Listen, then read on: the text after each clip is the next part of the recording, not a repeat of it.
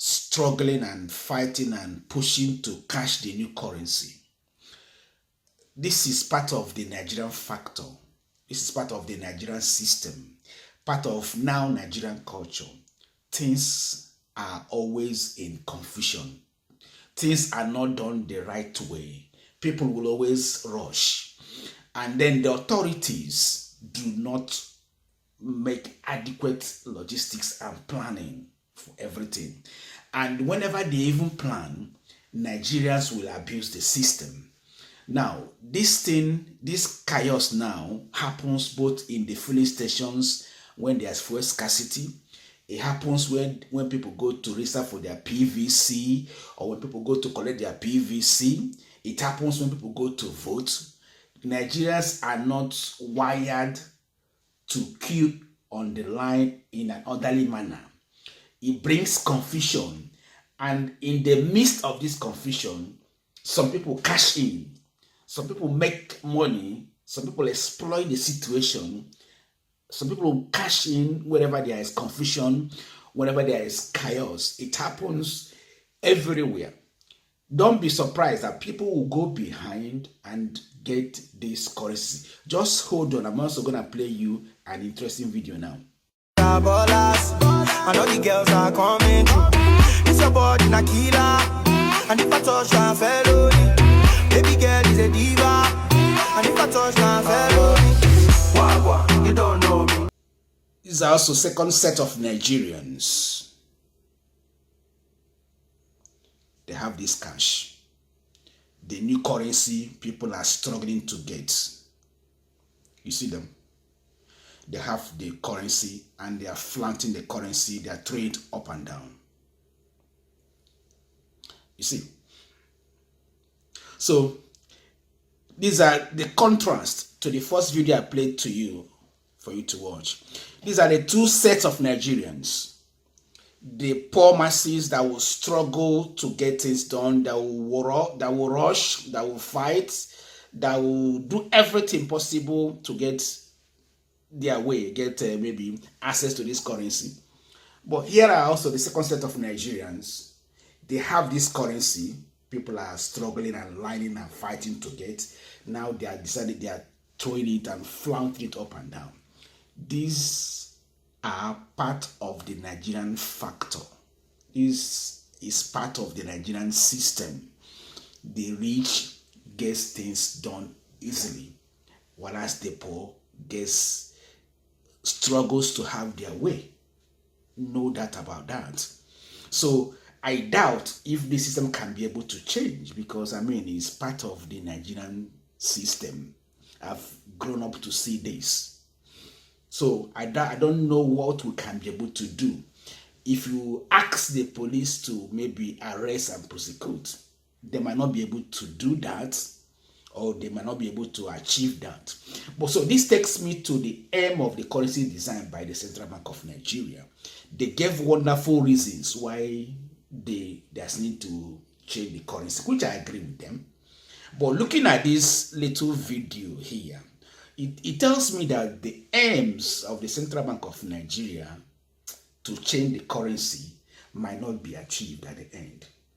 The system in Nigeria, or Nigerians, or the rich Nigerians, have a way of abusing the system.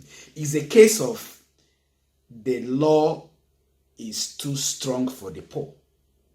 The same law is too weak for the strong or for the rich. That's what displays. It displays itself in every society, but it is more prevalent in the Nigerian system, Nigerian society.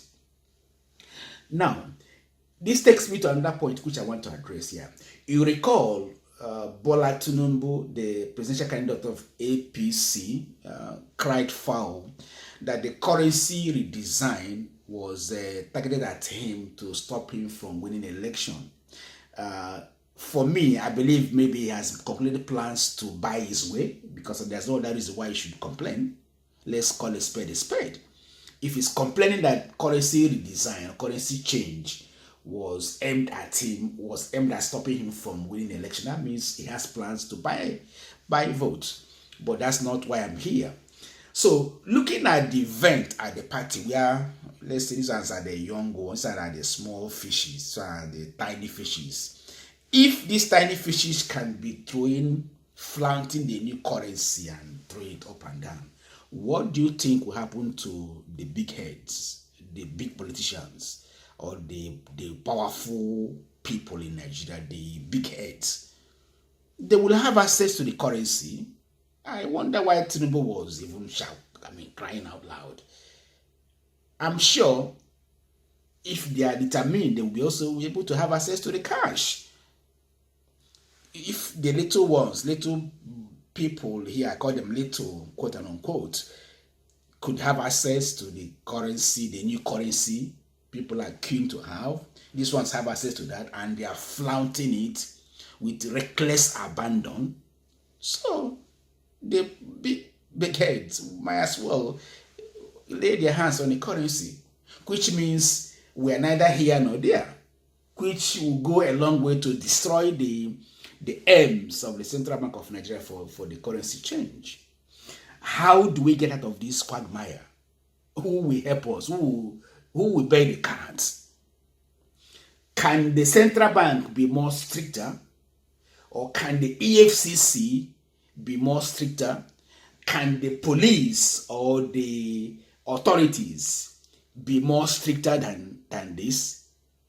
I strongly doubt. I strongly have my doubts. Knowing the Nigerian system very well, I strongly doubt whether I want to be proven wrong that the authorities will act this time around. But we know the Nigerian system. We will end up neither here nor there. We must still end up going around the circle, and they keep complaining, and then the rich Nigerians also keep abusing the system. Everybody that has opportunity abuses the system, and again, the less privileged or those that were not able to get their hands on the pie will keep shouting, and Nigeria keeps going in circle, and the years are going, and nations are moving ahead, and we keep going around the circle and complaining and moaning all the time. But I pray something will be done. And how can things be done? It starts by electing the good candidates. Now is election period. If you don't like the system in Nigeria, here is an opportunity to make a change.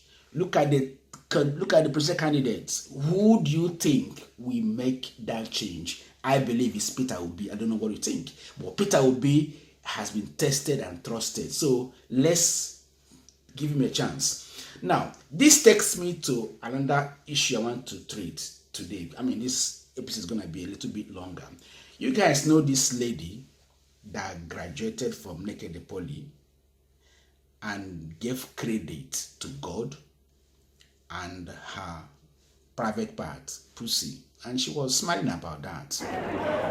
Oh, well, today is the final day, man. Naked, bye-bye. This naked stress, it ends today. Naked stress ends today. I'm not a graduate. Finally, I'm not a graduate of Federal Polytechnic Naked already. It can only be God, though. It can only be God on my pussy, oh. I just read that the Naked Poly had set up a committee to investigate the video. That's wonderful. That's quick reaction. That's what should be expected. I will say that Naked Poly should withdraw her certificate with immediate effect. She has done a big damage to the reputation of the school. Having said that, the school should also be able to investigate the lecturers that has been sleeping with people like her. It takes two to tango. She cannot do it alone. Lecturers would have either induced her or she would have induced the lecturers, whichever way there's an inducement. So the Polytechnic should be able to should be able to investigate, do an internal investigation and investigate all randy lecturers and pick them out one by one. It is not enough, or it wouldn't be enough to just maybe give sanction to this young lady, although she deserves that. But the school should also be able to go a step ahead for them to do an internal investigation and set up a scheme within the system that will prevent such a thing happening in future. In the same manner, every other school in Nigeria should also be able to copy or follow suit, follow what Naked Police is doing. They should also be able to look inwards, because when you produce, Harvard graduates, these guys are coming out to be the leaders of tomorrow. Make no mistake about that. These people will grow up to assume leadership positions.